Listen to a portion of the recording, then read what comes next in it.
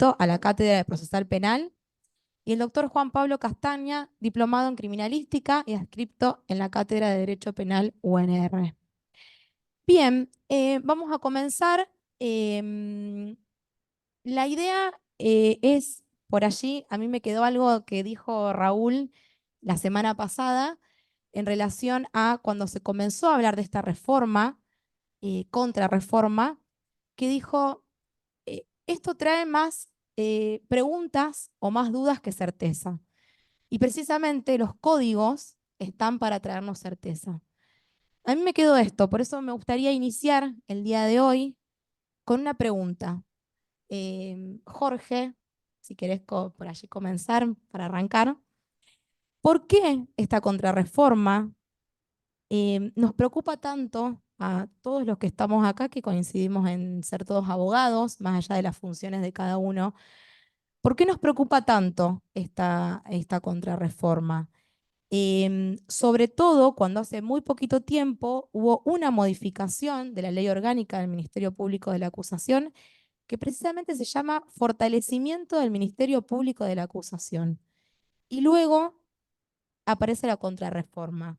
¿Por qué esta preocupación que creo que la vivimos todos desde los lugares que nos ocupa? ¿De qué va a pasar cuando entre en vigencia el día de mañana esta nueva contrarreforma del código?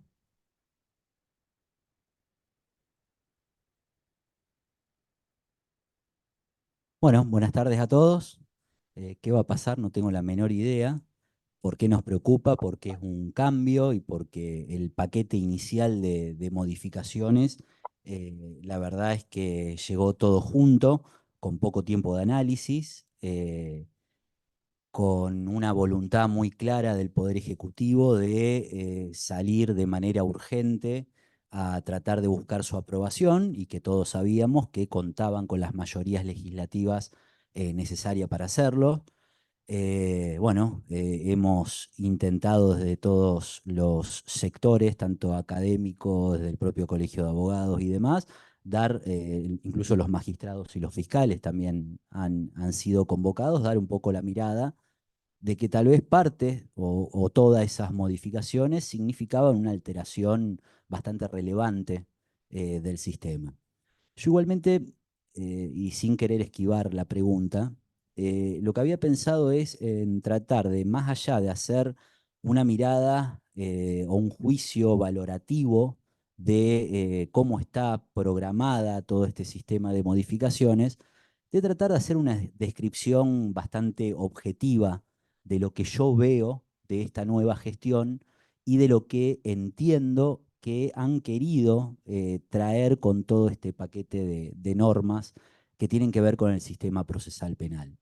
Yo creo que el primer gran cambio que introduce y que no es menor y que entiendo que ha pasado desapercibido esta nueva gestión es un cambio en lo que es la organización de los ministerios. Nosotros venimos acostumbrados de tener un Ministerio de Justicia, que generalmente era el Ministerio de Justicia y Derechos Humanos, que funcionaba por un lado, y el Ministerio de Seguridad funcionando en paralelo y con tal vez finalidades y funciones que claramente las podíamos ir diferenciando y que creo que la primer decisión, y que el propio Ejecutivo lo menciona de esta manera, político-criminal, fue el de unificar ambos ministerios. O sea, esa tensión que se solía dar entre el ministro de Seguridad y el ministro de Justicia y Derechos Humanos, hoy está en la cabeza de una única persona y bajo una única gestión, ¿no? Y creo que esta modificación no es, digamos, azarosa, tiene su razón político-criminal de ser, y tal vez uno lo primero que podría mirar es que hay una tendencia de utilización de la justicia, y en este caso de la justicia penal, para tratar de conseguir una mayor seguridad. De nuevo, esto no es valorativo, la valoración la haremos después. Esto es lo que yo veo objetivamente como primer pauta. de tener los dos ministerios por separados, hoy tenemos un ministro que es ministro de Justicia y ministro de Seguridad.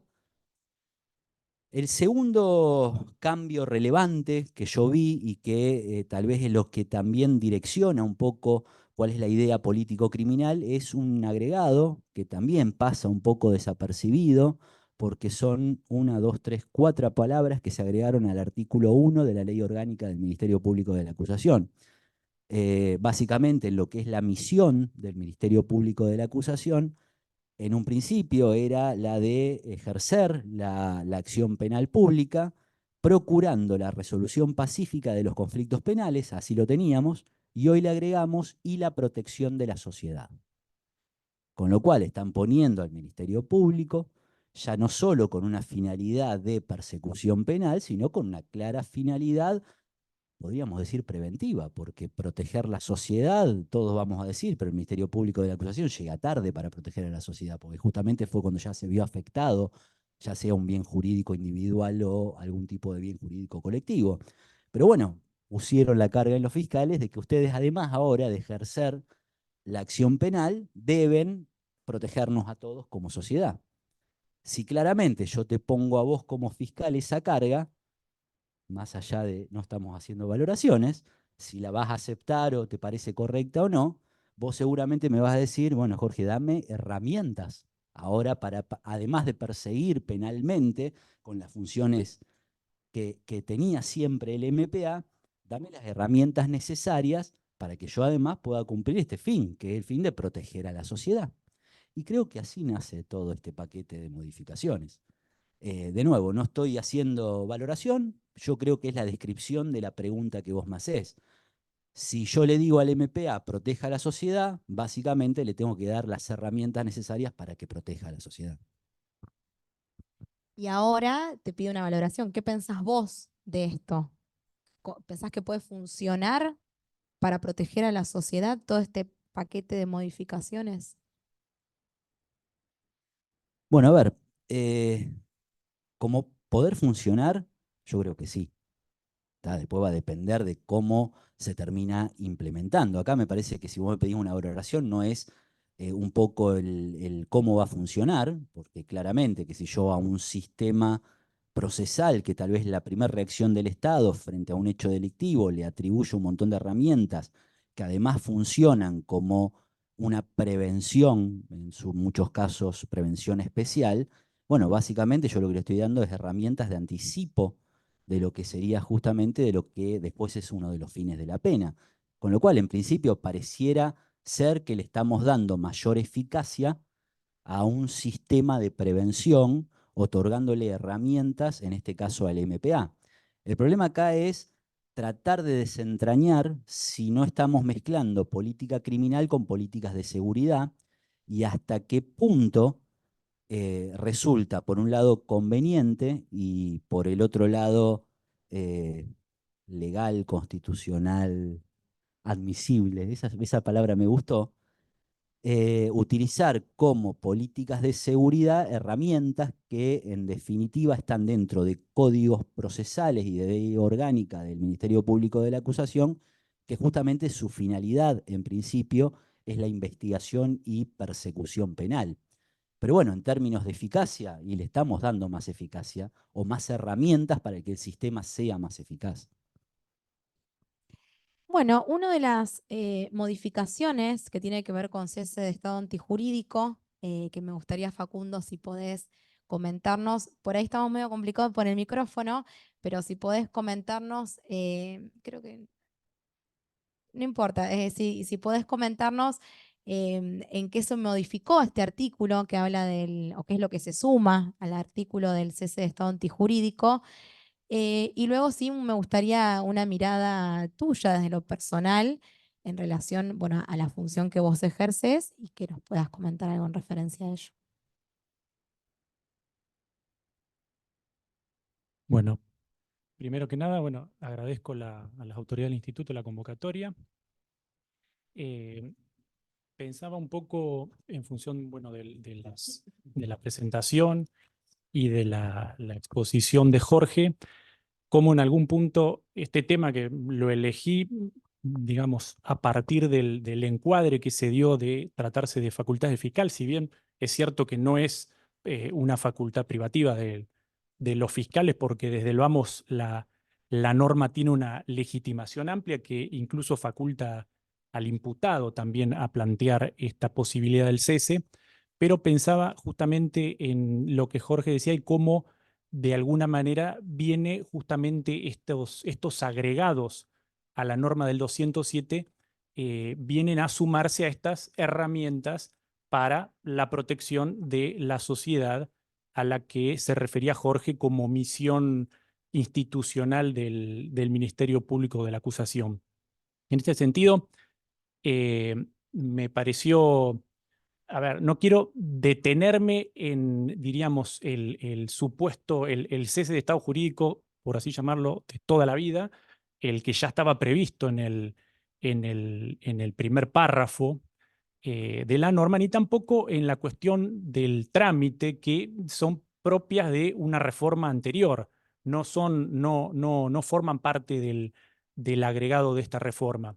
Sí señalar que en este primer párrafo ya aquella reforma anterior vino justamente a agregar elementos que hacen de esta medida de tipo innovativa justamente a esa función de tipo preventiva o de tutela inhibitoria cuando no concretan la posibilidad de adoptarse las medidas del caso para el cese del estado antijurídico pura y exclusivamente, sino también para evitar o mitigar la producción del daño que un determinado hecho investigado con apariencia delictiva puede llegar a causar. Ahora, digamos, hay mucho para decir dentro de este supuesto, pero, digamos, también teníamos para decirlo si no mediaba la reforma. Los puntos que en este sentido resultan novedosos son los agregados del párrafo tercero y del párrafo cuarto del artículo 207. Y en este sentido, digamos, me permití desglosar o tratar de analizar los mismos para entender cuáles son los supuestos de hecho que cada uno de estos párrafos prevé y cuáles son las intervenciones habilitadas que se señalan como posibles medidas diseñadas legislativamente para justamente hacer cesar este estado antijurídico. En ambos casos, tanto el párrafo tercero como el cuarto tienen como común denominador la de estar referidos a inmuebles en los que se desarrollan actividades ilícitas. En este sentido, una primera lectura sin conocer los debates parlamentarios, si es que los hubo, una primera lectura ya rápidamente nos pone sobre la pista del antecedente más inmediato de anteayer nomás, que es el de las medidas de derribo de búnkers previstas en la ley de narcomenudeo. Está claro que el modo en que se regulan ahora en el artículo 207 tiene una mayor amplitud que no lo limita a la cuestión del narcomenudeo, pero que también desde luego en tanto norma general contiene esos supuestos. En este sentido, hay un primer párrafo, el tercero, que tiene como supuesto de hecho el de una actividad ilícita que se desarrolla en un inmueble al que la gente accedió desplazando a personas con derecho a ejercer la tenencia del mismo. Vemos incluso que el código creo que usa expresiones en algún punto ampulosas o sin una precisión típica, justamente porque aspira a que, en definitiva, la medida pueda despacharse aún cuando no se configure en términos típicos el delito de usurpación. Se utiliza incluso, bueno, una expresión como la del desplazamiento forzado de personas, que es una expresión que parece remitir a las convenciones de Ginebra, al Estatuto de Roma, cuando refiere a los crímenes de guerra o al genocidio. También se utiliza la expresión de apropiación ilícita, que la podemos encontrar digamos, en el discurso jurídico referido a la apropiación de menores de edad, por ejemplo, o en materia, digamos, en el Código Penal tratándose de cosas muebles, pero no de cosas inmuebles. Y creo yo que justamente estas expresiones vagas o imprecisas a las que echa mano el legislador justamente buscan enfatizar esa idea de que el supuesto se configura aunque no haya un delito de usurpación. La usurpación, y esto me pareció muy importante para distinguirlo de la hipótesis que ya veníamos trabajando en el primer párrafo de esa hipótesis clásica, la usurpación aquí puede configurarse o no en términos típicos, pero en cualquier caso es un supuesto que pasa a segundo plano, porque en definitiva el mandato que el párrafo tercero indica es que no tiene que dejar de despacharse el desalojo, aunque no se configure ese delito, porque lo que la tutela persigue es neutralizar el potencial uso ilícito de un inmueble. Y eso es lo mismo que vamos a ver también en el supuesto del párrafo cuarto. ¿Cuál es la intervención que se habilita frente a este supuesto de hecho? La del desalojo y la restitución, que es algo que incluso, bueno, hay que puntualizar, ya viene previsto en la materia propia del narcomenudeo, viene expresamente previsto en la norma especial. El último párrafo, el párrafo cuarto, contiene un supuesto de hecho distinto que a mí me parece que en algunos casos podría llegar a superponerse con el anterior, y es que remite a los casos en los que la actividad ilícita se desarrolla en un inmueble que fue erigido para dicho fin o que resulta insusceptible de otra utilización. Aquí hay dos conceptos, me parece que refiere la norma. Uno podría entenderse como una suerte de creación ad hoc de un inmueble con fines ilícitos, porque se refiere a que fue erigido con esa finalidad, y el otro es el que refiere a una suerte de inmueble per se ilícito, que por esencia resulta ilícito, porque la norma indica que el mismo no es susceptible de uso lícito. Entiendo que habría quizás conjeturar que la referencia acaso aluda, puede haber otros casos, pero a construcciones tan precarias que no admitan ni siquiera un mínimo uso habitacional. Es decir, que aparezcan como, digamos, ostensiblemente como depósitos de sustancias o de elementos ilícitos. En este segundo caso, la intervención que habilita la norma penal la denomina como la inactivación física del inmueble.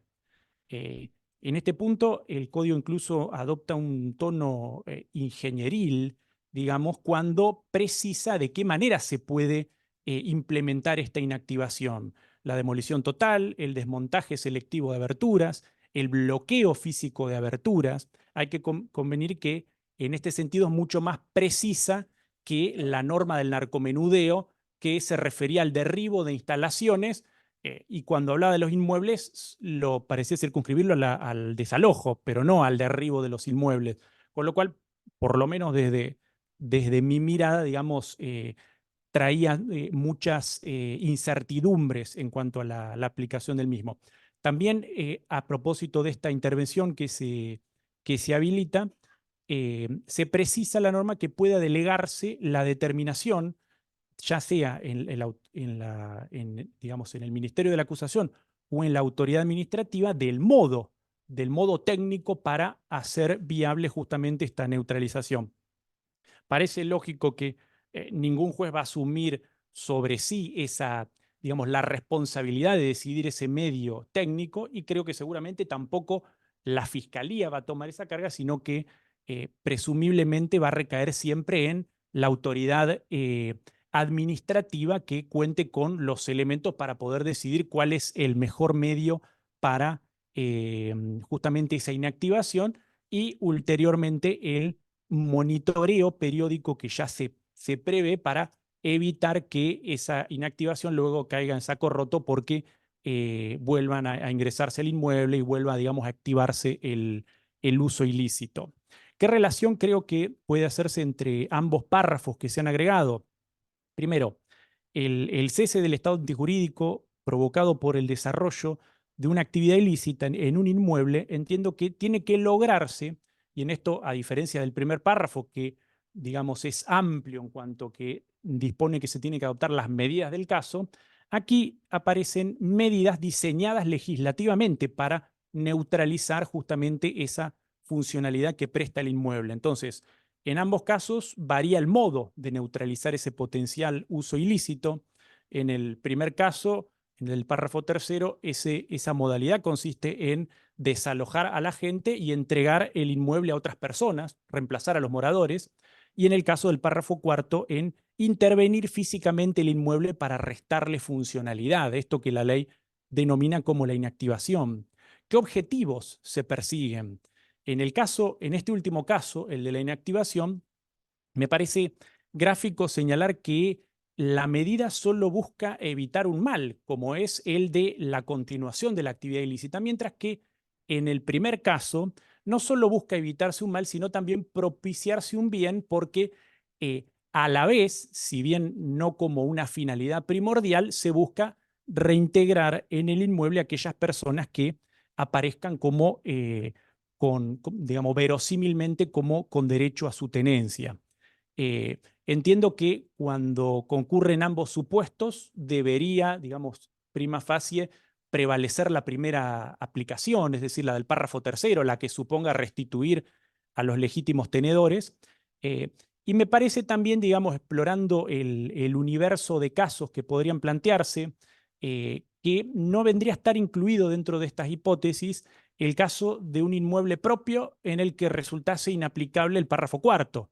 O sea, esa idea de el inmueble erigido con finalidad ilícita o que resulte insusceptible de otro uso.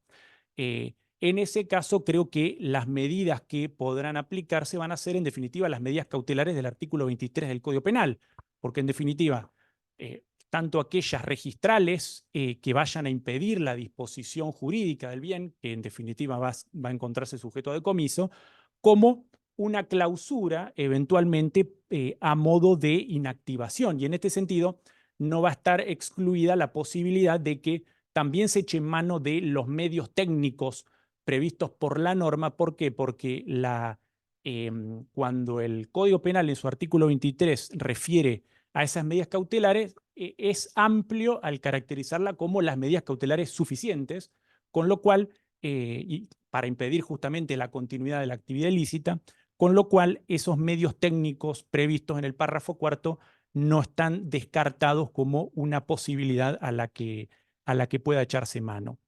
Bueno, ya he hecho, a propósito de la ley del narcomenudeo, alguna referencia. Entiendo, esta ley especial contiene una medida que no está prevista, en cambio, en el artículo 207, como es la de la relocalización asistida de personas o grupos, pero las restantes hipótesis aparecen y hasta con, digamos, una mejor precisión técnica, si cabe, en el marco del artículo 207 del Código Penal. Y bueno, y finalmente, y atendiendo a esta premisa que señaló Florencia de otorgar, digamos, incertidumbres y no solo las respuestas, también me parece importante señalar que en esta materia la reforma viene también con un agregado al artículo 208 en cuanto a las finalidades de las medidas de coerción. Aquellas, digamos, finalidades clásicas de, digamos, proteger las pretensiones o, digamos, no impedir las pretensiones de las partes o de no entorpecer la producción probatoria, viene a agregarse aquí también la finalidad de hacer cesar la actividad antijurídica o sus efectos, punto en el cual cabría preguntarse inclusive si dicha conceptualización general para las medidas de coerción también aplica a las medidas de coerción personales. Esto es, si en definitiva podría entenderse a partir de esto, incluso también a partir de esa misión institucional del MPA a la que se refirió Jorge, como una legitimación para justamente adoptar medidas de coerción personales con una finalidad de evitar una reiteración delictiva. Sobre este punto, bueno, lo dejo planteado como interrogante y bueno, y lo demás valen como las reflexiones, digamos, o el análisis que pretendía hacer a propósito de este instituto y de sus reformas. Muchas gracias.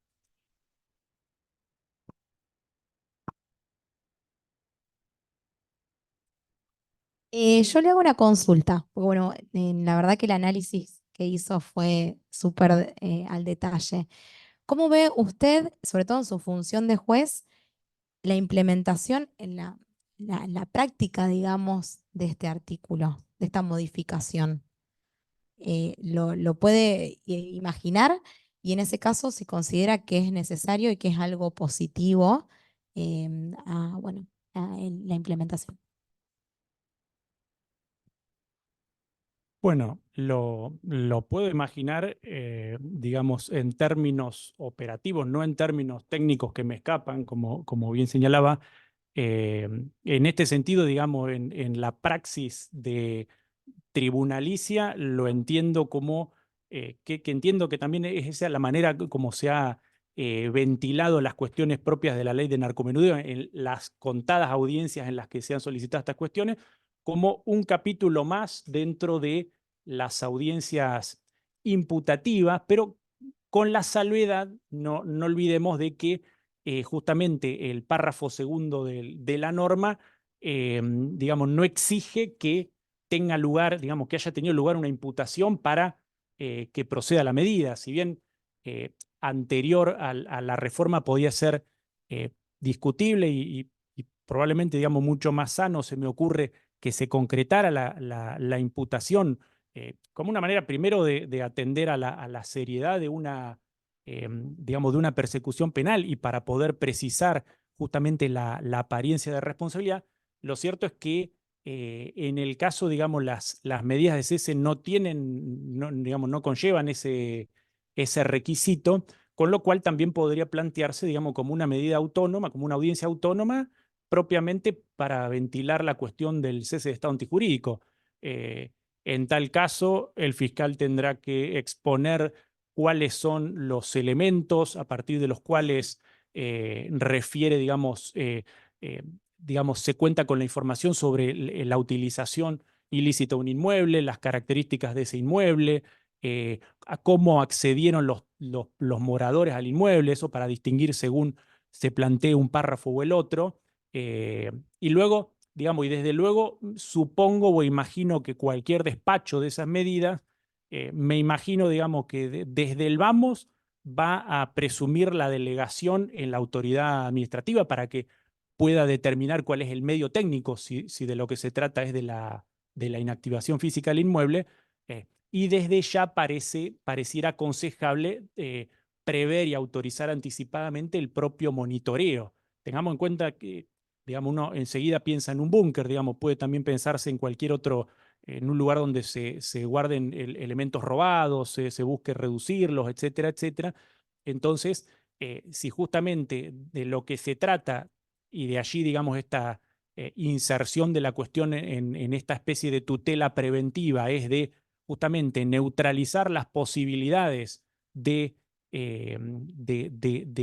empleo ilícito del inmueble, ese monitoreo parece de lo más adecuado. Luego, reitero, la implementación técnica entiendo que es algo que nos va a escapar tanto a los jueces como a la fiscalía, y es lo que seguramente habrán de apoyarse mucho en la autoridad administrativa. Y también, y lo pienso mientras, o lo digo mientras lo iba pensando, no sé hasta qué punto, digamos, también digamos, esas labores de inteligencia para poder determinar estos distintos extremos respecto a la norma, si no le resulten aplicables una previsión que en algún punto creo haber leído en la reforma respecto de informes estandarizados a propósito de los riesgos y demás. Es decir, imagino que serán informes de inteligencia de la policía que tendrán determinada, digamos, fórmula estandarizada y en los que habrá que confiar, digamos. Habrá que confiar. Bueno, un tema muy importante también que vimos en la contrarreforma y que incluso fue tratado la semana pasada, pero bueno, no deja de ser muy interesante. Por eso cuando hablamos con Aurelio, yo le dije si él quería, estaba interesado en tocar ese tema, sobre todo también por tu función, Aurelio, que es el tema de la detención del artículo 214. Em, así que bueno, yo te dejo para que comiences y te voy a hacer algunas preguntitas. Bueno, de entrada arranco libre entonces.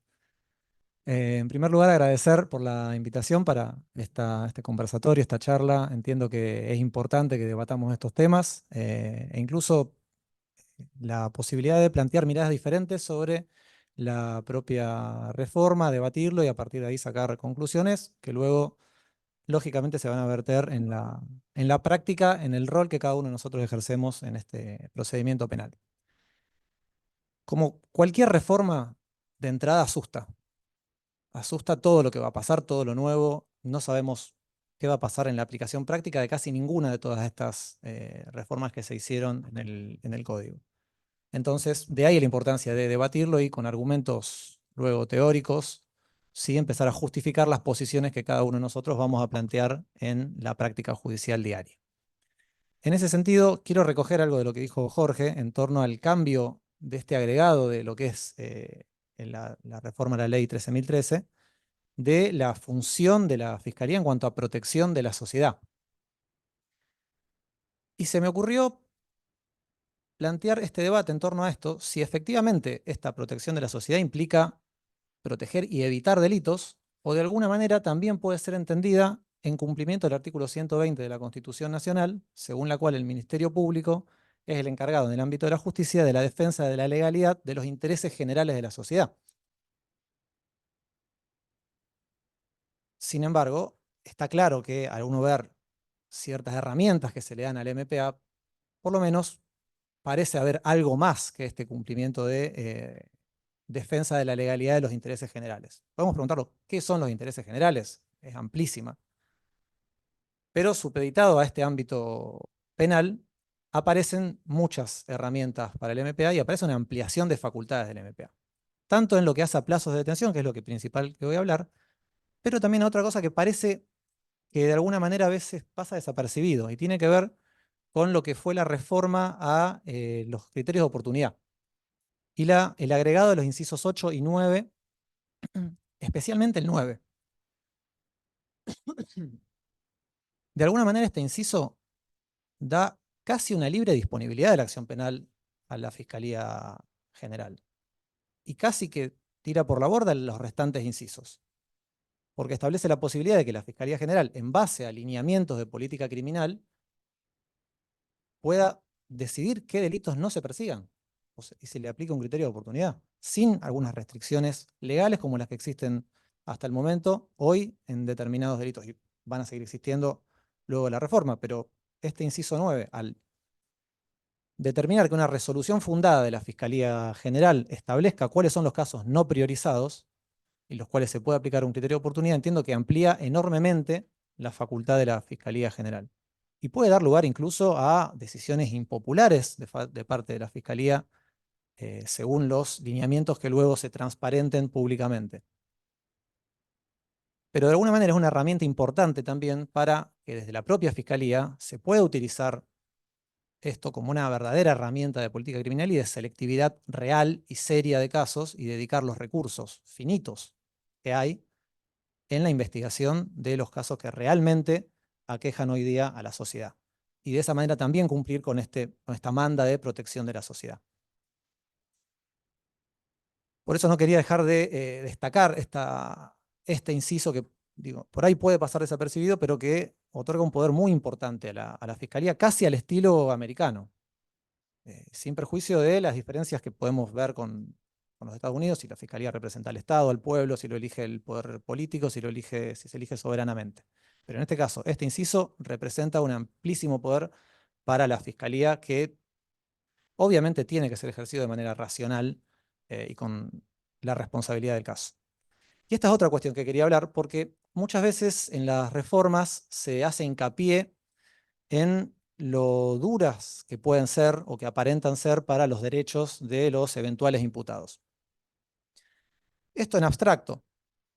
En concreto, y muchas veces también se desconfía, y lo sé porque trabajo en esto, se desconfía del propio accionar de la Fiscalía. La Fiscalía también tiene obligaciones que están en ley y que tienen que cumplir, sin ir más lejos, la objetividad, el respeto por los derechos humanos, que a veces se olvida, quizás por alguna actuación individual que puede llevar a estas críticas que luego se generalizan. Y en ese sentido, se tienen que ejercer estas atribuciones y estas herramientas que la reforma le da a la Fiscalía de manera racional y de alguna manera es lo que desde la Fiscalía entiendo, se intentará realizar a partir de ahora, de un par de horas que cambie la reforma con los plazos especialmente, y lo que más interesa, los plazos de detención. Y en ese sentido, esta reforma que, siguiendo un lineamiento histórico, la primera cuestión que había abordado el código habían sido 24 horas, prorrogables por otras 24 más, si no me equivoco. Luego, sí. Voy a interrumpir antes que pasemos a la detención, porque es muy interesante el tema del artículo 19. Aurelio, vos en tu función considerás o lo ves como algo positivo este cambio? ¿Considerás que era necesario antes obviamente de que se haga lo bien como una necesidad?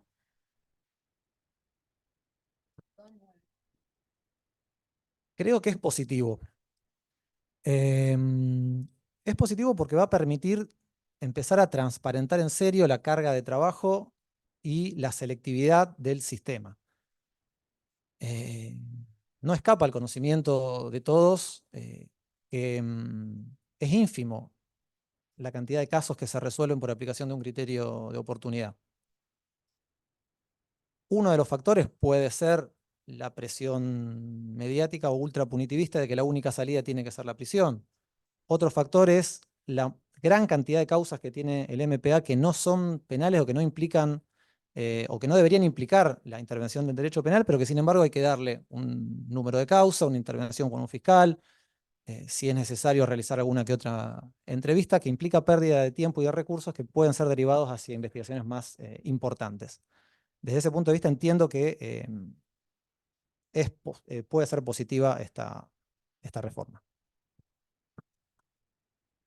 Bien, y ahora analizando la cuestión de la detención, decía, haciendo una evolución histórica de lo que fueron las reformas de los plazos de detención, desde el inicio del sistema, con el inicio de la 12734, el primer planteo fue: el fiscal no tiene facultad de detención. Es inconstitucional que el fiscal detenga porque viola y afecta principios y garantías constitucionales, especialmente la igualdad de partes. Esto quedó zanjado con el fallo Ramírez de la Corte del propio año 2014, donde ratifica la constitucionalidad de las facultades del fiscal de detener e incluso dice que es una facultad inherente a la función del fiscal en un sistema acusatorio. La siguiente, y sobre esto se basa en interpretación literal del 214 y contrario sensu del 9 de la Constitución Provincial, en cuanto establece que ningún habitante de la provincia puede ser privado de su libertad corporal, sino por disposición de autoridad competente. Ninguna detención puede prolongarse por más de 24 horas sin dar aviso al juez competente. El 18 de la Constitución Nacional, que también habla de autoridad competente. 7.5 y 7.6 de la Convención Americana de Derechos Humanos, que habla de también toda persona demorada o detenida ser llevada sin demora ante un juez. El 9 del Pacto Internacional de Derechos Civiles y Políticos, también debe ser llevada toda persona detenida sin demora frente a un juez. Es decir, un juez tiene que controlar la legalidad de una detención que puede ordenar otro funcionario que no necesariamente es el juez. Sobre allí, ratificada la constitucionalidad de la facultad de detención fiscal, el siguiente debate que se dio con la reforma anterior fue el plazo en el que se prolongaba esta detención fiscal, que pasó de ser de 24 a 72 horas, prorrogable por 24 más, y por más tiempo en determinados casos de duplicación de plazos. Y aquí hubo varios fallos de Cámara que algunos declararon incluso la inconstitucionalidad de este plazo. Específicamente el fallo Torres de Ibaldi declaró la inconstitucionalidad porque dijo que le parecía irrazonable 72 horas para controlar la legalidad de la detención. En favor de la constitucionalidad, como ejemplo, de fallo Bordón de Vivian Alonso, también del mismo año, donde ratificaba la constitucionalidad. Y el eje de los dos fallos era que el control de legalidad de la detención se hacía en la audiencia imputativa y que alcanzaba, para cumplir con la manda del artículo 9 de la Constitución Provincial, el poner a disposición del juez el imputado, el detenido. Y se ponía a disposición simplemente avisando que había una persona detenida. O, como últimamente sucedía, pidiendo la audiencia ante la Oficina de Gestión Judicial, informando hora de la detención, con la orden de detención, con todos sus requisitos. Entonces, si transcurrían 72 horas, recién ahí se iba a hacer un control de legalidad de la detención. En la propia audiencia imputativa, luego se venía el debate de la cautelar. Era razonable ese plazo para allí controlar esta legalidad de la detención. Esta reforma, sin embargo, extiende a 96 las facultades del fiscal y en otros casos determinados específicos, y como insisto, la Fiscalía debe ejercer racionalmente hasta 15 días. En ambos casos prorrogables 96 horas o 15 días más, ya con autorización judicial, que entiendo también tiene que estar debidamente fundado y lógicamente que debe ser en supuestos excepcionalísimos que deben acreditarse adecuadamente. Al extenderse ya incluso más allá de las 72 horas con los debates que hubo en torno a esto, entiendo que se pretendió hacer este control de legalidad de detención a las 24 horas en una audiencia que para nosotros va a ser nueva, porque no la hemos tenido, porque en la propia lógica de la imputativa y en la propia lógica del sistema se llevaba que muchas veces no se debatiera en torno al control de la legalidad de la detención, sino simplemente se empezaba a debatir sobre la cautelar y allí se concentraban todos los debates. Esta nueva audiencia va a ser, que va a empezar a regir a partir de las detenciones que ya se pueden estar produciendo, porque va a empezar a regir ahora a las 12 de la noche, va a ser una experiencia nueva para todos. Y a partir de ahí hay que ver cómo se empieza a desarrollar en la práctica. Desde el punto de la Fiscalía se valora como positivo esta audiencia porque permite el cumplimiento de las mandas constitucionales y convencionales a las que hice mención que mencionaba el fallo Ramírez, el poner a disposición e incluso el de llevar físicamente al imputado ante un juez para que controle la legalidad de la detención. Es algo más que avisarle al juez, che, detuve a una persona. Fíjate que en 72 horas hacemos una audiencia y ahí vamos a ver. Es la obligación de llevarlo en persona ante los estrados judiciales, dice así el artículo. Entonces es algo más que poner a disposición. La postura de la Fiscalía es, como dije, positiva esta audiencia, la existencia de esta audiencia, pero la postura va a ser la de no pretender discutir, no que sea una audiencia argumentativa al estilo audiencia de cautelar. Reservar todas las críticas que se puedan hacer al momento de debatir la cautelar para no reeditar discusiones. Es una audiencia que la principal responsabilidad va a recaer sobre el juez, de controlar que una persona haya sido detenida conforme a los parámetros que autorizan una detención. La responsabilidad de la Fiscalía va a ser empezar a elaborar y hacer órdenes de detención que cumplan y que se adecúen completamente a los estándares legales. No podemos pretender la existencia de una orden de detención que diga una persona fue detenida por un hecho de robo sin hacer mención a circunstancias en las que ocurrió el hecho y en las que fue aprehendido. Entonces implica una mayor responsabilidad de la Fiscalía porque va a haber un verdadero, o debería haber un verdadero control de lo que fue la legalidad de la detención. Desde la Fiscalía se tiene que fundamentar que hay una apariencia de responsabilidad, una apariencia de comisión de hecho y que hay evidencias suficientes para eventualmente celebrar una audiencia imputativa. Pero esto lo analiza la Fiscalía en privado. Luego, con la apariencia de verosimilitud y en cumplimiento de todas estas cuestiones que dije, criterio de objetividad, respeto por los derechos humanos, la audiencia de legalidad de la detención no debería ser un momento en el cual se debata si la Fiscalía tiene evidencia o no para llevar a una persona a audiencia imputativa. Eso va a ser con posterioridad. Va a ser una audiencia donde el juez deberá controlar si la persona fue legalmente aprehendida, si se encuentra lesionada o no, las condiciones en las que se encuentra su detención y eventualmente ordenar las medidas destinadas a la protección personal o la integridad física de esa persona. Sí. No sé si lo trataron en la reunión anterior que yo estaba en Buenos Aires, no pude venir, esta audiencia en particular del control de la legalidad de la detención, porque bueno, en el medio han surgido, que yo recién la acabo de abrir, hay una directiva del Ministerio de Justicia y Seguridad de Santa Fe, que es la directiva 03 del 24, que si no me equivoco está fechada al día 20 de abril, pero al colegio se la notificaron el día de hoy. Y tengo conocimiento por alguna reunión que tuvimos con la doctora Castelli de que había una especie de protocolo dando vuelta. La ley nueva, a mi entender, no programa una audiencia, sino que, porque en ningún caso habla el nuevo artículo 214 a partir de dentro de 3 horas y cuarto, dice que se va a celebrar una audiencia, sino que dice que dentro de todos los casos dentro de las 24 horas desde el inicio de la privación de la libertad, el imputado deberá ser llevado ante los estrados judiciales. O sea, pareciera como que se los van a poner adelante de ustedes y van a decir, mírenlo, ven, acá está, y ahora me lo llevo, ¿no? Porque no se entiende muy bien. La directiva tampoco lo deja claro, simplemente lo que pareciera es dar una orden al servicio penitenciario de que no se lo lleven directamente al juez, sino que esperen y avisen para ver cómo se organiza. Y si me permitís hacer de coordinador un segundito, quisiera preguntarle al juez, a Facundo, a ver si tenemos ya alguna idea de cómo está esto organizado y cómo organizó GJ Rosario. Para mí no es una audiencia, esta no sé qué.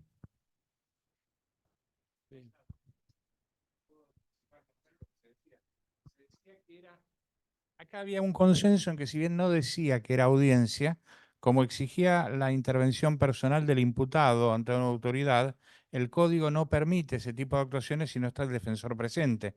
Por lo tanto, se presuponía la presencia del defensor y por la naturaleza de la audiencia, para poder determinar la legalidad, se tenía que tener al funcionario que había ordenado la detención. Entonces, por vía de una interpretación sistemática del código, se concurría en que iba a tener, de acuerdo, en comparación, en analogía con una audiencia, la intervención de los sujetos esenciales de la misma, es decir, el juez, el imputado, su defensor y el fiscal. Pero se llegaba por vía de interpretación, porque sí se advirtió que no decía audiencia. Y lo que informó uno de los disertantes, el doctor Feldman, es que el mismo día de la reunión nuestra, el jueves pasado, había ingresado un proyecto de reforma de esta reforma, por la cual lo que se planteaba es que no iba a ser en automático, sino solamente en los casos en que fuese solicitado. Que tenía, bueno, ahí hubo algunos disertantes que estuvieron totalmente en contra, porque decían que eso le quitaba el único valor que tenía esto, que era exigir que se cumpla la manda constitucional y que ese control se efectivizase y que por lo tanto lo bueno que tenía se perdía. Y desde otro punto de vista había quienes no lo criticaban en el sentido de decir, si hay una audiencia tiene que haber un motivo para la audiencia y generalmente ese motivo surge a partir de que alguien cuestione la legalidad de la detención y no por el solo hecho de la detención. Lo último que no se trató, pero quedó ahí pendiente, es qué pasa con el plazo de 24 horas si se producía la reforma, para que no se considere que ese plazo era un plazo perentorio. Es decir, que si vos no pedías la audiencia en las 24 horas, después ya no podías pedir más nada, porque eso también se vincula con la idea de que el habeas corpus tiene que esperar que pasen 35 días. Y el habeas corpus es una garantía constitucional que uno no tiene que esperar nada o no tendría que esperar nada para poder interponerlo, ¿no? Pero para la ley parecería que uno tiene que esperar 35 días. O sea, más dudas que respuestas, veremos qué es lo que pasa en la práctica. Perdón. Digamos, creo que el problema va a ser un problema práctico.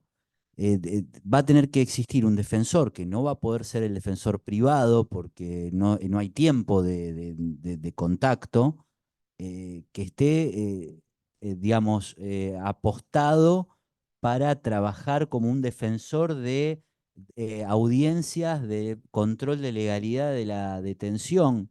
Y creo, un segundo más, y creo que esto también, así como hay ciertas normas y ciertas conductas o comportamientos que pareciera que lo que hacen es no confiar en los fiscales, esto creo que desconfía de los defensores, ¿no? Porque entiendo que si en el mismo momento se hace saber al defensor y si lo que se va a controlar son cuestiones que hacen a la legalidad, son, digamos, cuestiones que deberían poder verse, digamos, a primera vista. Con lo cual, si se genera alguna duda de que hay alguna ilegalidad en esa detención, yo creo que debería ser a instancia o a pedido de parte. Pero bueno, es... No, no, muy breve, que yo como defensor de un imputado que va a ser llevado futuramente a una audiencia imputativa, ¿cómo no voy a ser notificado y voy a ir a esa audiencia a discutir, obviamente, la legalidad o no de la detención? ¿Y cómo un otro defensor X va a discutir sobre mi imputado cosas que yo a lo mejor quiero plantear futuramente o no? Y si luego después voy a poder yo plantearlas o no, si ya las planteé la anterior. O sea, es una cuestión que no tiene sentido. Ya lo planteó.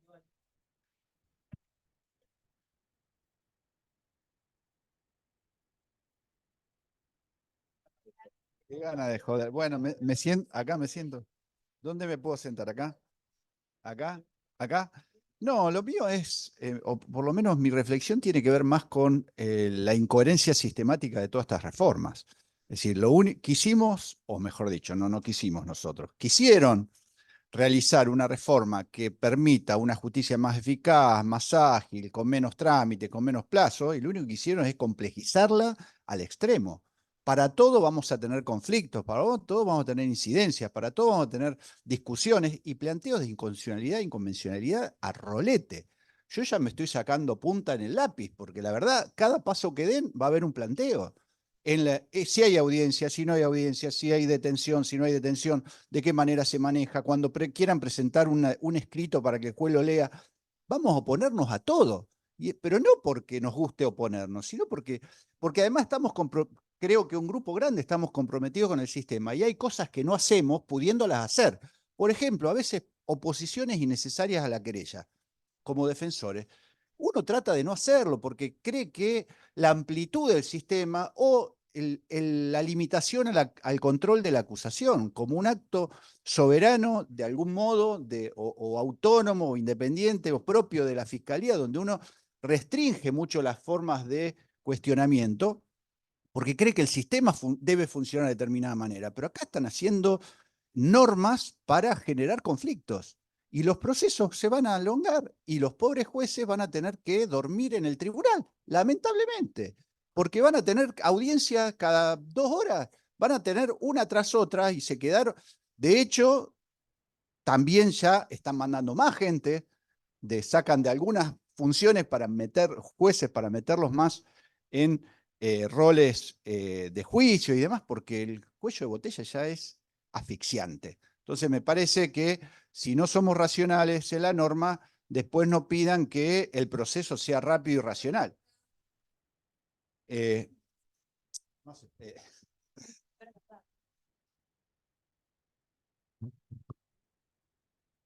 Sí, en realidad nosotros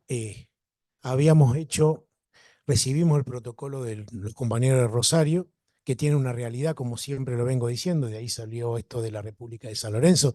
Tenemos una realidad distinta en la interdistrital que en Rosario, ¿sí? Están hablando, yo recordaba a los compañeros hablando de que este tipo de audiencia se va a hacer en 2 horarios y va a haber de 8 a 10 personas por audiencia, que me parece una locura, impersonalizar y que una persona pase como si fuera a ver tal. Bueno, no importa, realidad Rosario. Pero en la interdistrital habíamos optado por no hacer audiencia y seguir manejando esto porque creíamos que el espíritu era, en el 72, darle 96 para que trabaje mejor, ¿sí? Y el control, nosotros ya veníamos trabajando sobre esto, porque recién lo escuchaba el fiscal que decía, bueno, es que hay que ponerlo enfrente del juez para que el juez vea si está golpeado. A ver, señores, esto es muy sencillo, nosotros lo venimos trabajando. El habeas corpus que presentaba la defensa desde el minuto 1 era, por cuestiones de tiempo, se rechazaba y lo confirmó toda la Cámara de Apelaciones. Tengo infinidad de fallos confirmando porque ya hasta se desganó la defensa de presentar porque dicen, me lo rechazan. Pero los habeas corpus que se presentaban, no a los 35 días, como dice Raúl, el minuto 1, ¿sí? No, pero desde el minuto 1, Raúl, se nos presentaba un habeas corpus porque la persona estaba golpeada, en mal estado, y quería que el juez venga, lo escuche y decida. Ahora, ¿qué tiene que ver eso de la legalidad con la detención? La persona puede estar bien detenida y puede haber sido víctima de un abuso policial que va a generar un legajo que tendrá que investigar la fiscalía interviniente o la que corresponda, pero no tiene nada que ver con la legalidad. La legalidad, desde la concepción que teníamos hasta que llegó una directiva que vino así volando como pensamos que desde arriba, y ahora se va a hacer en la interdistrital también audiencia, era, señores, no sirve para nada. ¿Qué me lo van a traer? Presencial al defensor, al imputado para decirme, ¿qué cosa? ¿Está bien? ¿Lo atendieron? Sí, si el fiscal lo hace normalmente. En la interdistrital detienen y al médico de policía urgente para revisar. ¿Por qué? Porque lo que venía pasando era que después venía con los chichones en la cabeza porque se daban contra los barrotes de la celda. Entonces ya la policía no quiere correr ese riesgo de que el fiscal venga a pedir explicaciones. Entonces, sí estaban detenidos por orden fiscal, sí es lo que me está diciendo la ley que tiene que haber. ¿Cómo va a haber una detención que no haya... A ver, no tuvimos un caso de que haya habido una detención sin orden fiscal. Después discutimos si esa detención tiene que mantenerse o el juez entiende que tiene que estar en libertad. Otra discusión, que la van a seguir dando. ¿Qué vamos a discutir en esa audiencia? Eso es lo que le quería preguntar al fiscal. ¿Qué discutimos en esa audiencia?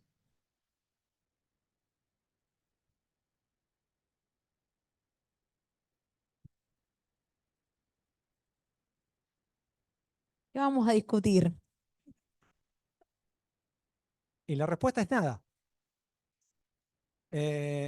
La respuesta es nada, porque el criterio de la Fiscalía es que no puede ser una audiencia argumentativa, porque que no es una audiencia de tipo contradictoria, como las restantes audiencias del sistema. Porque ahora te dejo. Si hacemos eso, en realidad vamos a estar adelantando la discusión de la imputativa a la cautelar, duplicando, y va, a ver, creo que va a suceder. Creo que en los inicios por lo menos va a suceder, como decía Carlos. Por ahí en algún momento... Exacto. Y nosotros...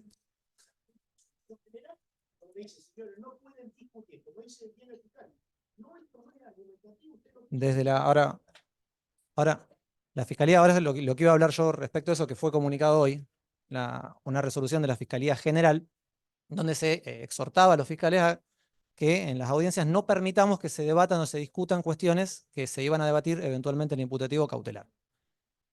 Por eso decía, por un lado la postura era entender que era correcta esta audiencia en respeto de los tratados y pactos internacionales, pero no permitir esta discusión. Entonces, por eso yo también adelantaba, y me gustó que se haya armado esta discusión y que se siga alimentando en torno a qué es lo que va a pasar en la práctica. Y la única respuesta es que a partir de lo que empiece a pasar mañana. Hoy podemos hacer un montón de elaboraciones, especulaciones, pero la realidad va a ser a partir de mañana cuando esto empiece a funcionar.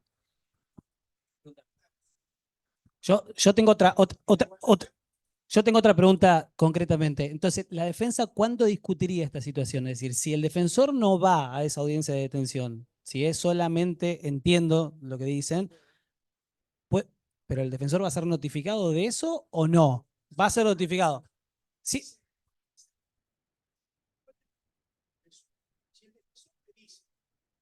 No quiero ir a audiencia.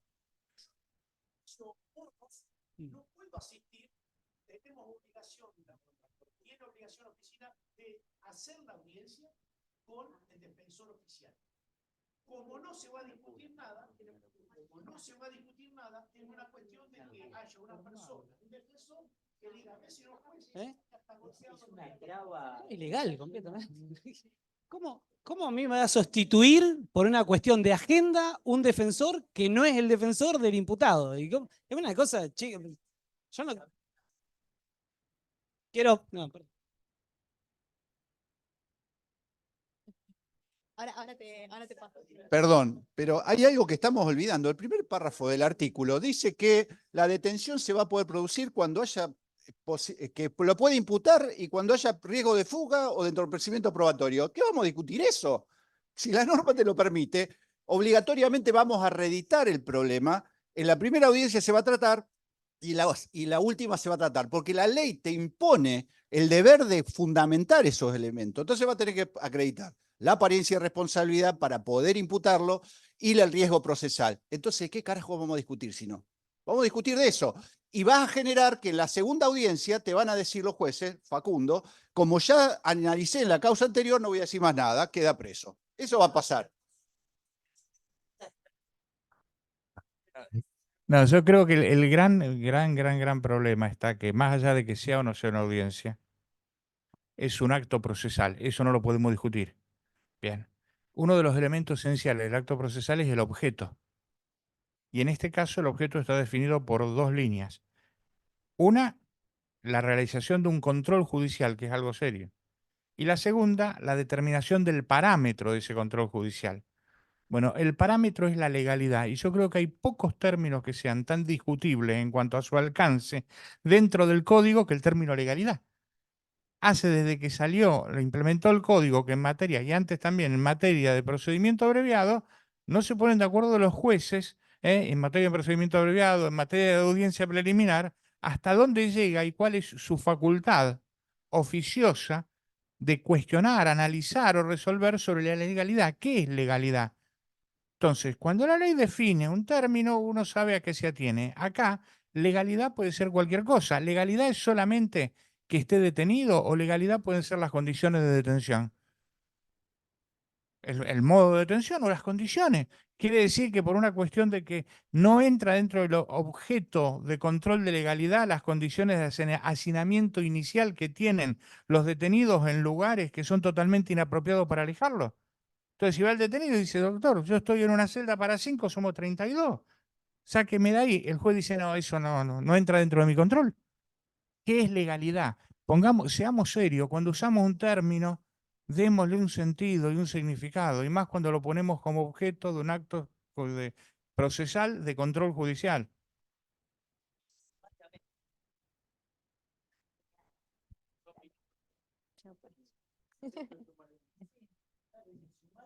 Perdón, te roban el micrófono. No, gracias.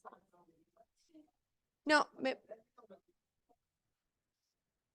pero que me parece de que por ahí la discusión es que tendríamos que partir de la base de la... Yo ya sé que esto ya fue debatido y hay un fallo de la Corte al respecto de la facultad de detención solo en cabeza del fiscal.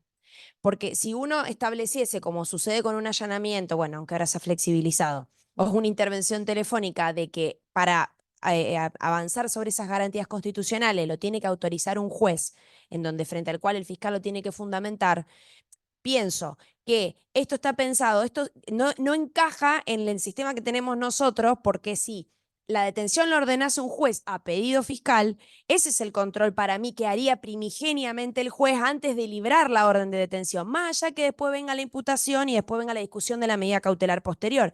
Pero acá es como que queremos poner un control después de una decisión que ya se tomó y que la tomó el fiscal.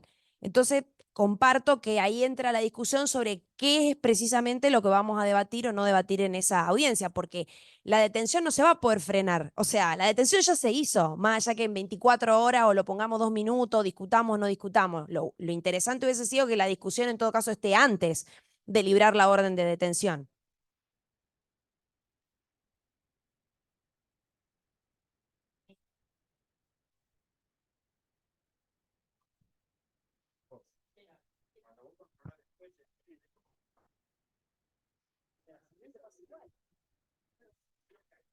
Bueno, allanamiento, Juan. Sí, ay, perdón. No, para cerrar un poco, el sábado tuvimos un encuentro de fiscales de toda la provincia en el cual en grupos chiquitos debatimos un poco estos temas internamente. Una de las cuestiones que debatíamos entre nosotros era esta cuestión de esta audiencia. A ver, ninguno de nosotros la quiere hacer. En la realidad, nadie, ni el defensor, ni los fiscales, exacto. Pero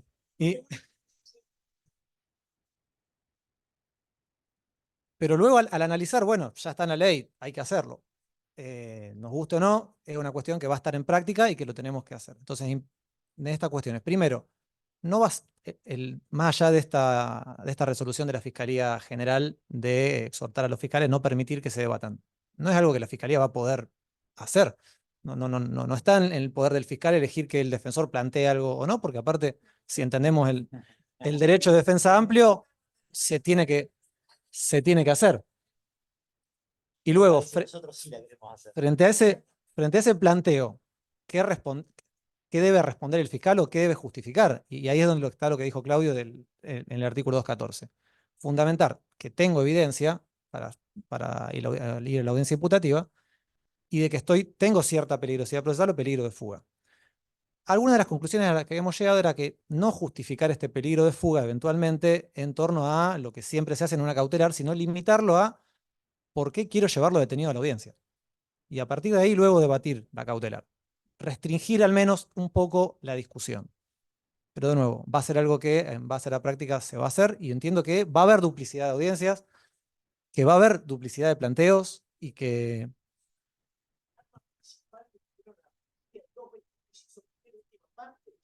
A los reiterantes nos pusieron, mire, esta persona cometió, tiene 4 carpetas policiales, tiene prisión preventiva, tengo motivos para pedir la prisión preventiva. Y luego... O no, es otra cosa. Pero ustedes tienen el motivo, o sea, la legalidad de ustedes ahora está clara. Porque cuando se llegaba al punto de que ustedes no tenían una orden o ustedes había alguna cuestión, ustedes también tienen una responsabilidad personal, ¿sí?, y funcional a que el juez le podría hacer valer, ¿sí?, en caso, en ese tipo de situaciones. No conozco una del 2018 hasta ahora. ¿Tá? Del 2018 hasta ahora, los fiscales, por lo menos San Lorenzo, Cañada, Piscina y Villa, no conozco uno que tenga que afrontar una responsabilidad personal por una orden que no estuviera de acuerdo a la presión del código. Podrán discutir la prisión preventiva o no, perder o no, saldrá razón o no. Esa es el control que le hacía el juez. Pero detención ilegal así, en el sentido de, si no, no conozco uno. Hoy lo analizamos, ¿eh? No, sí, sí. Ese íter de los días hasta la prisión, a la audiencia de prisión preventiva, y lo que venga después. No veo cuál es. ¿Qué van a decir? Lo quiero llevar hasta la audiencia y lo quiero ordenar. No veo cuánta diferencia puede haber. Hay una distinción también entre lo que tenemos que plantear desde la Fiscalía en lo que son hechos complejos de criminalidad organizada, de investigaciones que ya vienen en marcha, de los supuestos de flagrancia, que en definitiva son la mayoría en lo que hacen a este tipo de audiencias. Y muchas veces en este tipo de hechos de flagrancia, me ha pasado a mí también, al momento de librar una detención, uno no está 100% seguro de todo lo que tiene. Sabe que lo puede conseguir y que lo va a conseguir. Y acá entramos en un problema difícil, que es, bueno, entonces estás deteniendo para investigar. Y eso se da de bruces contra todos los principios que mencioné antes. Y es una práctica que se fue volviendo habitual. Entonces es un desafío para el MPA ejercer esto racionalmente.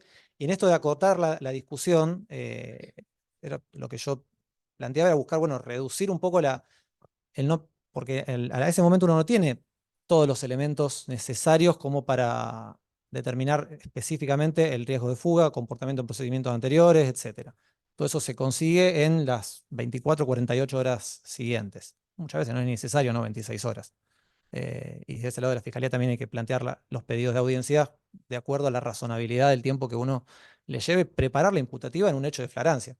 Y determinar, porque muchas veces pasa, luego de una orden de detención aparecen, o aparece el defensor diciendo, che, esto no pasó como dice la policía, aparece otra campana y a partir de ahí uno se da cuenta que la orden de detención, si bien estuvo justificada por lo que se informó en una primera instancia, luego se cae de bruces con lo que pasó en la realidad o con lo que verdaderamente, o con lo que fue el proceso policial. Entonces está en esa objetividad de también reconocer que uno libra orden de detención cuando tiene la información policial, que es la primera información que llega en hechos de flagrancia, y luego tener la apertura mental y la objetividad para cambiar cuando eso se modifica en las circunstancias.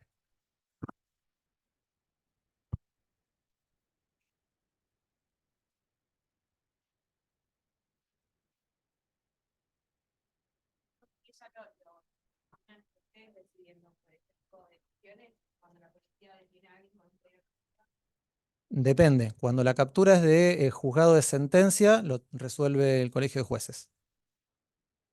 Cuando la captura es de juzgado de instrucción, lo tiene que resolver la Fiscalía.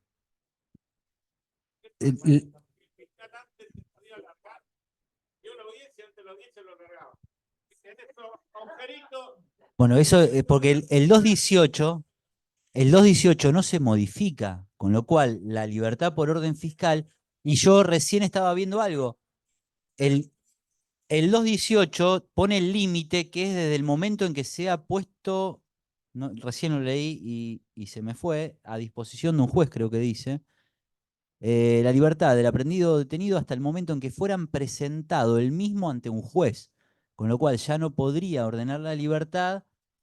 Exactamente, ¿en qué momento? Y después la otra cuestión, que esto sí me gustaría saber en el protocolo cómo está, porque si sucede lo que dice Claudio y se duplican las discusiones, atrás de eso, si te va mal, recuso al juez. ¿Está previsto que el mismo juez que controla la legalidad de la detención va a participar luego en la audiencia de la medida de coerción? ¿Eso lo tienen previsto en el protocolo? ¿Cómo está previsto en el protocolo? Esa sería Bueno, yo venía consintiendo que no volviera el micrófono porque mi mayor miedo era que preguntaran por ese tema o sea, a ver, hay muchos cortocircuitos respecto de lo que plantea Aurelio, incluso, bueno, tenemos un grupo de WhatsApp, cada que entro hay 40 mensajes, 90, y todos se refieren a ese tema. Claro. Ahora, hasta donde yo recuerdo del protocolo, por ejemplo, está previsto que sea el juez el que, digamos, marque los límites de las cuestiones que no se pueden tratar. Incluso creo que la cuestión médica es una que no se trataría. Es como que se concretaría al control formal de la orden o del supuesto de flagrancia. A eso, digamos. Bueno, pero a ver, dentro de las discusiones, digamos, o de las posibilidades que se barajaron, una era no hacer la audiencia, una era que el control se podía hacer, fue lo primero. Cuando se juntó el señor defensor regional de Rosario con el defensor regional de Rosario, y dijeron, nosotros dos estamos de acuerdo y vamos los dos a pedir audiencia, porque creo, para nosotros, los jueces cambiaron esa decisión. Ahora, el fiscal regional no dijo nada sobre de todas maneras, además de las cuestiones jurídicas que se nos puedan plantear, creo que el principal tema también es los traslados de esos detenidos, porque todos están a disposición digamos, es la policía la que los tiene sin posibilidades, digamos, de hacer el traslado, sin posibilidad de conectarlos desde sus lugares de detención. Según entiendo, a la fecha son solo los presos de alto perfil los que están en el order, con lo cual es como que creo que nosotros podemos ponernos de acuerdo en un montón de cosas, pero después nos vamos a sentar a esperar a ver cuándo llega de la comisaría el preso. Ni hablar inclusive que creo que está previsto que puedan darse de hasta 5, porque es la capacidad operativa que tienen los custodios de 5 por audiencia, digamos.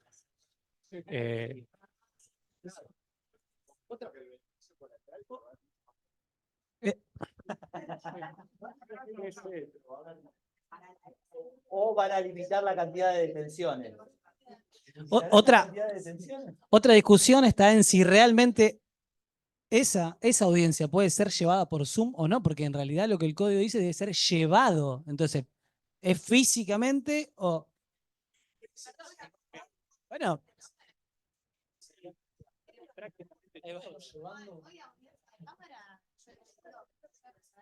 El secretario de gobierno de la Corte hoy, a través de la oficina de gestión, a segunda instancia, ¿sí? Y también se lo hizo a través de la primera instancia, y las audiencias son presenciales, salvo presos de alto perfil.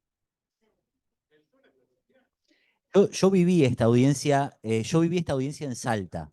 Salta tiene previsto, vos lo conocés, y no te cae muy bien. Esta audiencia, como está prevista en Salta, básicamente está similar a esto, y lo que hacen en Salta es, lo llevan al enfrente del juez, le avisan a la defensa le pregunta si quieren venir o no, si no quieren venir. Hola señor, ¿qué tal? ¿Cómo está? ¿Está todo bien? Sí, chau, hasta luego. Son 3 minutos.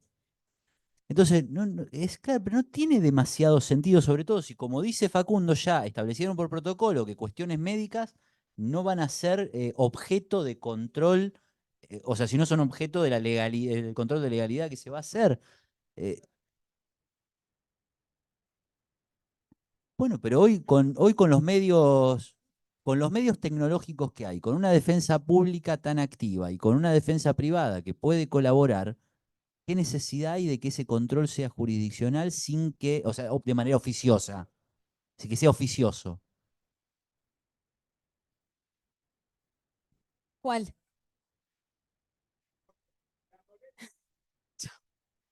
En desuso.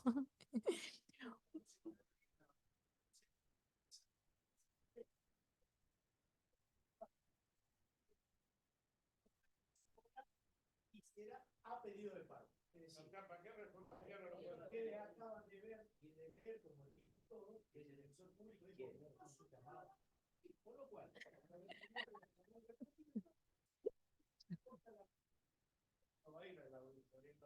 Bueno, no, pero si no está prevista como una obligación, cuando ellos la pidan y 3 o 4 veces le digan que no, y a lo mejor la Cámara confirme de que Que esa no. audiencia no se puede pedir, solo se puede No. pedir. Ahora digo yo, ¿por qué es que fundamentamos malas prácticas? Porque eso es un deber que nosotros no debemos tener, de generar que las cosas no se hagan. Porque el consulado debe existir. ¿Por qué vamos a gestionar por comodidad, por conveniencia, para que no tengan tantas audiencias? La locura de una reforma que no tiene sentido nos lleva a tener que restringir nuestra intervención. Bueno, yo no para estoy que planteando que no se haga el control de legalidad. Yo lo que estoy planteando Lo que puede suceder. Entendamos Sí, que va a ser lo mismo que nada. Sí, el fin. la necesidad de control real, cierto, y que no haya ninguna duda de que se controló, es que haya una audiencia con el imputado y el defensor al lado. No hay otra. Y otra cosa, ¿se va a poder plantear nuevamente en la audiencia posterior o no? Pues yo no sé que pasó esa etapa de poder plantearlo. Finalizó. No, yo no fui el defensor en ese momento. No hay preclusiones de derechos comunitarios. Como efectivo, pero entendemos que resolver 1500 veces. Como ya se ha puesto en la audiencia. Bueno, para ir finalizando, y un tema también de mucho debate, que es el allanamiento sin orden. No, lo que me gustaría es, Juan, que, a ver, lo más cuestionado acá es la constitucionalidad de un allanamiento sin orden. Que me diga qué pensás vos y cómo lo ves como defensor incluso privado en la afectación de las garantías de un imputado. O ni siquiera. Yo primero tengo necesariamente que plantear algo, porque si no es como que me traicionaría solo, y es básicamente que cuando uno analiza una reforma, quiero iniciar por esto, supone que necesariamente la reforma viene a responder, digamos, a alguna situación que se da en la práctica que de algún modo no está cumpliendo con realmente lo que pasa. Entonces, de algún modo la reforma viene a solucionar este problema. Yo creo que eso es esencial. Lo primero que viene a hacer una reforma es modificar algo para mejorarlo. Ahora, creo que el artículo 169 y el 170 parten de presupuestos que en la práctica no se dan. Para mí no existen las situaciones que vienen a modificar, digamos, estas dos situaciones. En primer lugar, parecería presumirse que existen incontada cantidad de procedimientos policiales que de algún modo se ven frustrados por no contar con una orden de allanamiento en el momento. Yo creo que se deduce eso de la reforma. Segundo, que habría una cantidad enorme de rechazos a solicitudes de órdenes de allanamiento por parte de jueces que en la práctica tampoco se dan. Tercero, que de algún modo existen planteos defensistas sobre exclusiones probatorias que, o sea, los abogados defensores constantemente plantean exclusiones probatorias y que también muchas de ellas, supuestamente, tienen acogida favorable por parte de jueces que dan lugar constantemente a exclusiones probatorias.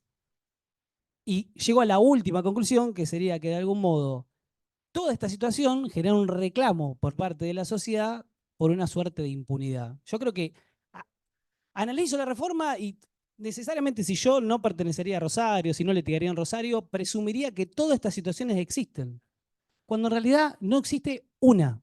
Yo quisiera saber, en promedio, cuántos planteos de exclusiones probatorias hay. ¿Cuántos le hacen lugar a exclusiones probatorias? Ninguna.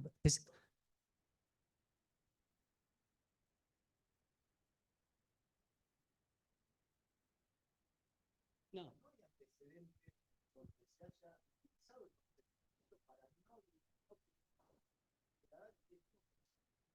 Exacto. Por eso, entonces, yo creo que la norma viene a receptar una situación que no se da. Ya es un primer problema que creo esencial, porque si la norma no recepta lo que pasa en la vida cotidiana, no se entiende por qué viene la reforma. Después, tiene una técnica legislativa que es totalmente deficiente. No solamente iniciar planteando de que en realidad parecería que la regla de que el domicilio es inviolable y la excepción a esa regla, que vendría a ser la orden de allanamiento, o sea, el 169, Y en suma, el 170, que es la excepción de la excepción, es decir, de no contar con orden, debería contar con una serie de controles enormes que tampoco se dan en la redacción del artículo. Entonces tenemos un 170 que parecería ser la excepción de la excepción de la excepción, que en realidad parecería más la regla que la excepción. Entonces ya la garantía de inviolabilidad del domicilio creo que habría que analizar qué tan garantía es. Lo que me llama la atención es que el 170, por ejemplo, plantea, o sea, si uno lo analiza, parecería ser una suerte de urgencia lo que motiva este allanamiento sin orden. O sea, uno deduce de analizar los primeros 3 o 4 incisos, y de hecho si recorre el resto de códigos procesales penales de las distintas provincias, parecería responder a que en realidad estamos frente a una situación de emergencia que obviamente no, de algún modo, podría optar a que ese personal policial se haga de una orden de allanamiento como para poder ingresar a un domicilio. O sea, hay una situación de catástrofe, una situación de inundación, una situación de derrumbe que hasta que solicitamos una orden de allanamiento, el daño se produce. ¿Qué puede actuar? Ahora, lo que me llama la atención es que, por ejemplo, dice, y en esto creo que no hay un criterio del todo firme, dice el inciso tercero del 170, persecución de un imputado o presunto autor del delito que se hubiera introducido en un local o casa. La primera pregunta que se me viene a la mente, ¿ese policía que está actuando sabe que esa persona que se está introduciendo tiene calidad de imputado? Y si lo sabe, ¿cómo lo sabe? Porque el inciso es claro, dice persecución de un imputado, no está diciendo persecución de una persona aparentemente en comisión de un delito. Entonces, ¿debe tener calidad de imputado? ¿No debe tener calidad de imputado? Abro a la pregunta sobre ese tema. Y no quiero dejar de resaltar la cantidad de allanamientos que se producen en supuesta persecución. Yo creo que los defensores debemos tener cantidad de actas de allanamiento en donde dice, veníamos en persecución de un imputado y nos introducimos dentro de tal domicilio. Son increíbles lo rápido que corren los policías, la cantidad de personas que persiguen. De hecho, si lo vemos en la calle no saben ni cómo corren tan rápido, pero en la práctica se da, o por lo menos justificado en orden de allanamiento está. En las actas, sí. Después veremos ese tema. Otra cuestión que me hace mucho ruido es, con respecto a las órdenes de allanamiento, es el requisito de los testigos de actuación. ¿Cuándo vamos a tener un debate profundo acerca de que si es un requisito formal solamente la presencia de testigos de actuación y hasta qué punto justifican o no si un allanamiento fue válido o no? ¿Es una formalidad? ¿Se requiere como requisito para la validez del acto o no se requiere? Porque ante planteos de la defensa constante, el análisis es, si no genera perjuicio, entiendo obviamente la resolución judicial en ese punto, pero constantemente vemos órdenes de allanamiento que no figuran testigos, que justifican con que no tocaron puerta para ver si había testigos porque era un lugar complicado, o sea, hay más de 20 móviles policiales y el lugar es complicado para solicitar un testigo de actuación. Hostilidad.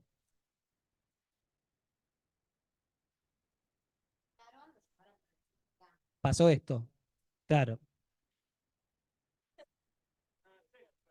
Entonces yo creo que en eso también nos debemos un debate si es necesario ese testigo de actuación y hasta qué punto valida o no valida el acto. Eso también me hace ruido. Y por último, la pregunta que me habían hecho, llegué a la pregunta. Antes paso por el inciso 5, que enuncia existencia de objetos o efectos relacionados con la comisión de un delito que pudieron ser advertidos a simple vista con el auxilio de medios técnicos. Yo imagino que trata de drones. No sé si imagino bien. Claro, creo que a lo mejor habla apunta a eso, quisiera pensar yo. Cámaras. Y por último, el 7, por una cuestión de tiempo no voy a hacer mención a lo del dron, que hay algunos fallos ya por ejemplo, de la Justicia Federal de San Martín que trata tal tema y habla acerca de la legalidad o no ilegalidad, de si en el momento de la investigación por parte de la policía se debía contar previamente con una orden de allanamiento para poder sobrevolar el domicilio, para después motivar una orden de allanamiento.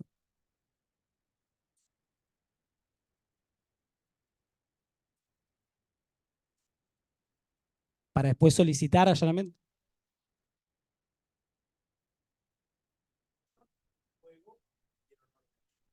Claro, las dos cosas. Bueno, y por último, el inciso 7, que dice: en el supuesto de homicidio, amenaza y extorsión en contexto de criminalidad organizada o de conmoción pública, el fiscal podrá disponer el allanamiento de un lugar habitado, casa, negocio, ta.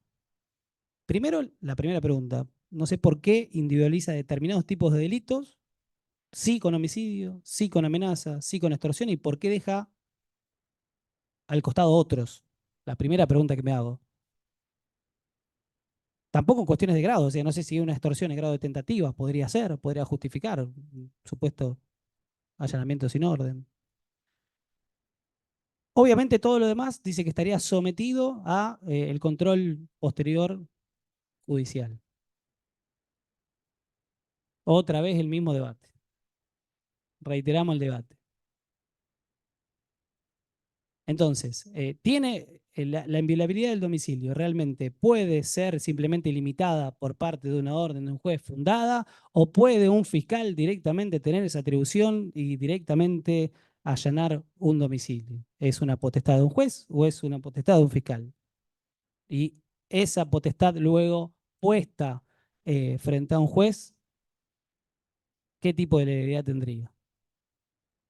Pregunta, no tengo respuesta sobre esto, así que...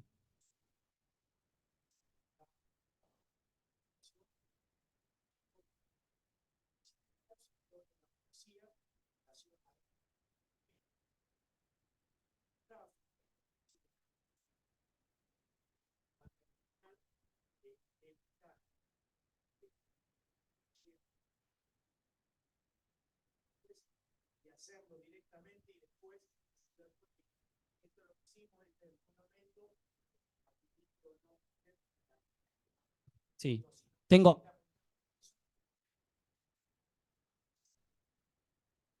dos preguntas con respecto a esto. También te contesto con una pregunta igual. ¿Está la policía para que nosotros le sigamos dando atribuciones y ver qué y cómo actúan realmente para después controlar si la actuación policial fue acorde a derecho? Segunda pregunta, ¿por qué siempre a partir de los fines no importan los medios? Son las preguntas que me hago. Totalmente. Carlos, creo que la lógica de la reforma es la que vos decís. Pues fíjate que incluso el único inciso que prevé que la disposición o la orden sea de parte del fiscal es el inciso 7, que es el que vos estás hablando. Y a mí me preocupa un poquito más el inciso 8, que es ese allanamiento barrial o de una zona determinada. Y ese, digamos, más allá de que debería, no, lo tengo, que debería como reverse un poco todo, sí me preocupa sobremanera que acá, digamos, no prevé, aunque sea una decisión fiscal de esa ampliación de la orden de allanamiento, ¿no? Eh, y también me sigue molestando lo de del control oficioso. No, sigo sin comprenderlo. Perdón, muy cortito esto. Cuando dice el inciso 8, si durante la ejecución de una medida, otra vez, la técnica para poder redactar el artículo, ¿qué medida? ¿Una inspección ocular bastaría para directamente justificar que estoy haciendo una medida? ¿Qué tipo de medida? ¿Una notificación a un testigo puede ser una medida y justo vi un arma en otro domicilio y bueno, no tengo orden, ingreso? Esa deficiente técnica legislativa da a una ambigüedad tan grande que realmente...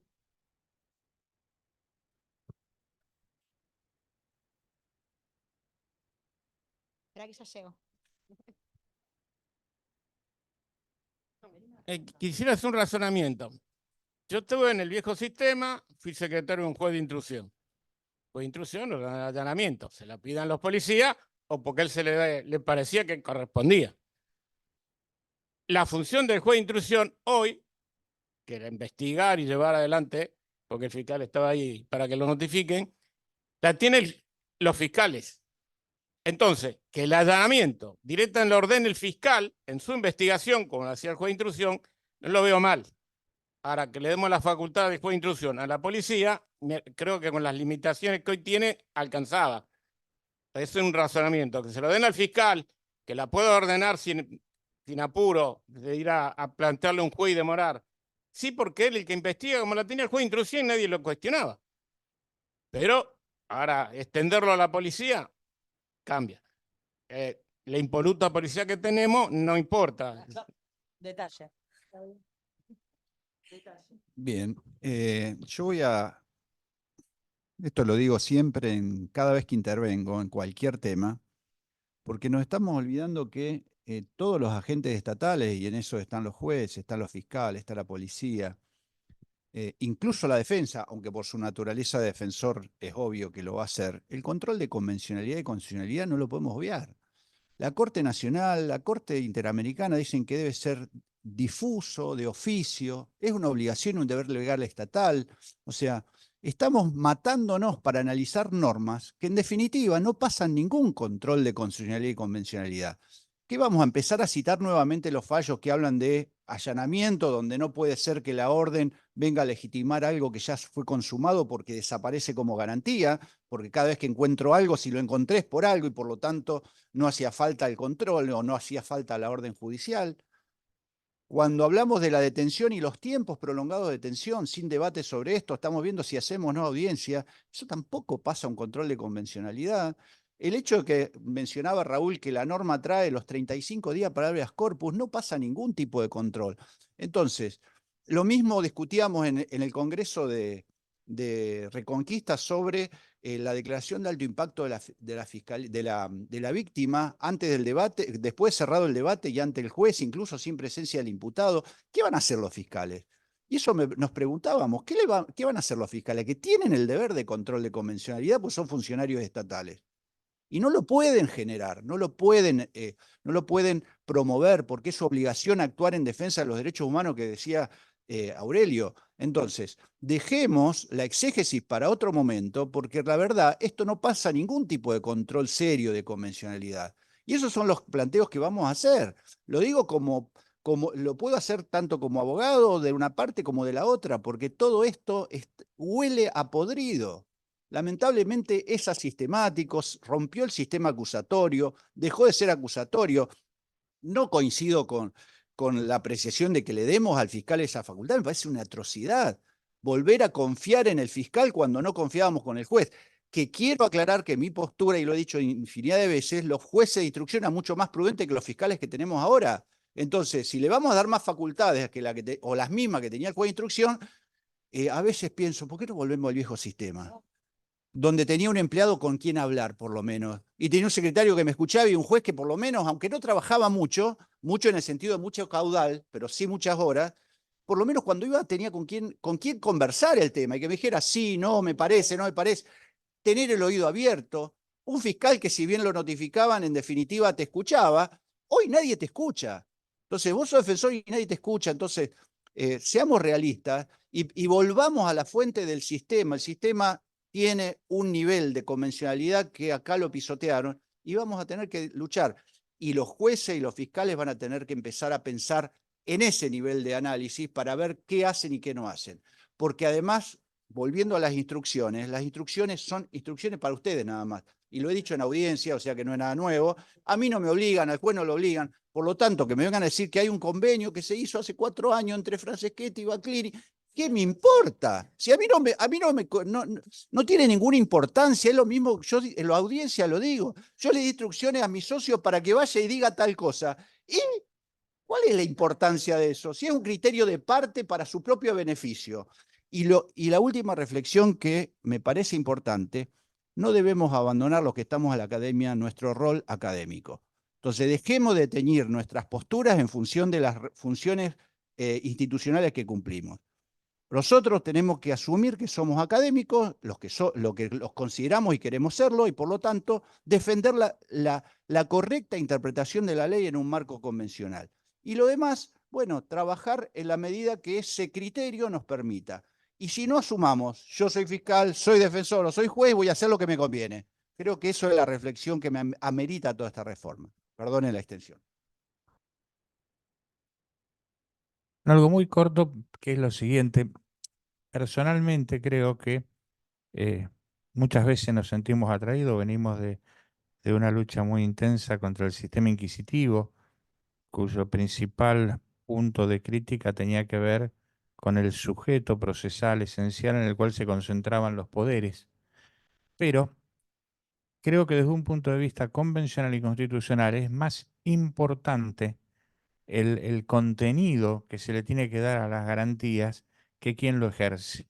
Personalmente no me afecta tanto que sea un policía, que sea un fiscal o que sea un juez el que decide. Sí me preocupa, primero, que no haya antes de que se ejecute esa decisión una intervención de un tercero imparcial, que ahí sí siempre tiene que ser un juez que controle.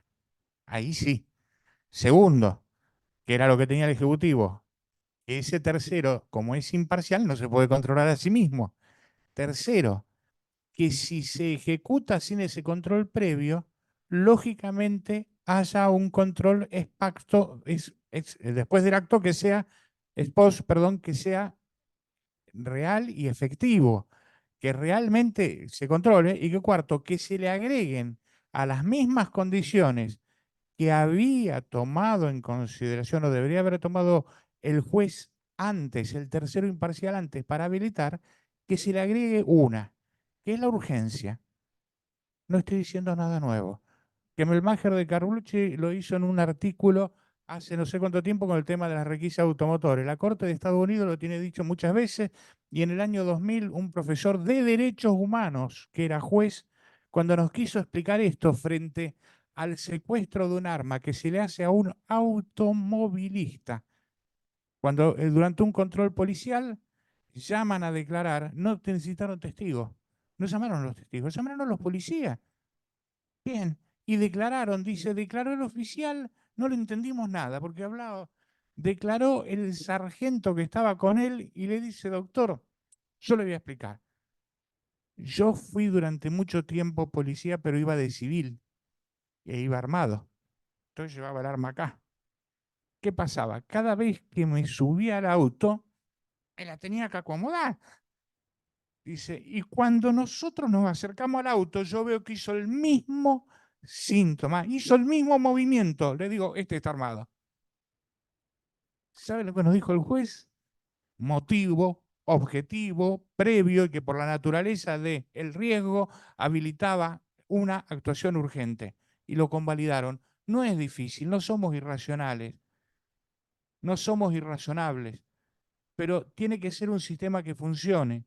No se trata de dar poderes, sino de que dentro del marco de un sistema republicano todos los poderes tengan de alguna manera una corta pisa de control y que ese control sea real, efectivo y produzca algún tipo de consecuencia. Me quedé con una cosa, con el tema de los criterios de oportunidad. Según el código, porque está el resto del código, ¿no? Cuando se inicia una actuación, puede ser que se aborte inicialmente mediante una desestimación de una denuncia, puede ser que se archive o que siga adelante. Bien. La víctima tiene facultades dadas de convertir la acción en caso de desestimación o archivo.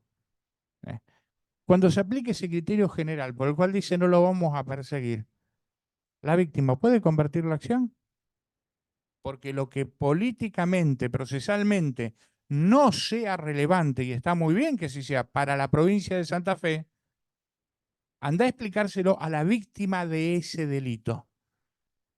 Y estas reformas se hacen levantando las banderas de la víctima. Yo quiero saber qué hace la víctima ahí. Por lo menos díganme, tenemos un supuesto más de conversión.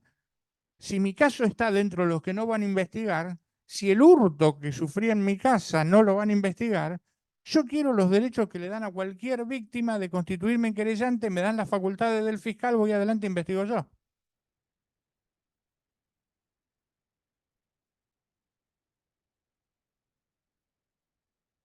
Bueno, no sé si alguien más quiere decir algo, si no vamos finalizando.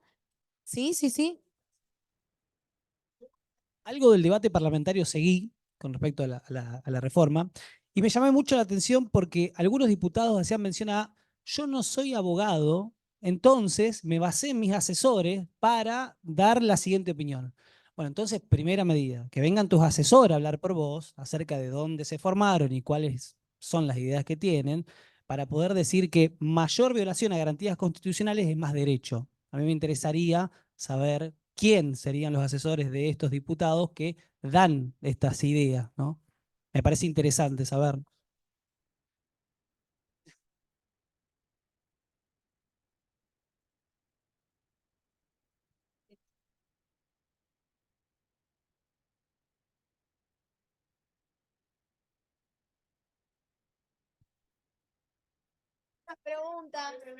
¿Cuántas preguntas sin resolver? Bueno, gracias a todos por estar presentes y por la colaboración. Gracias a todos.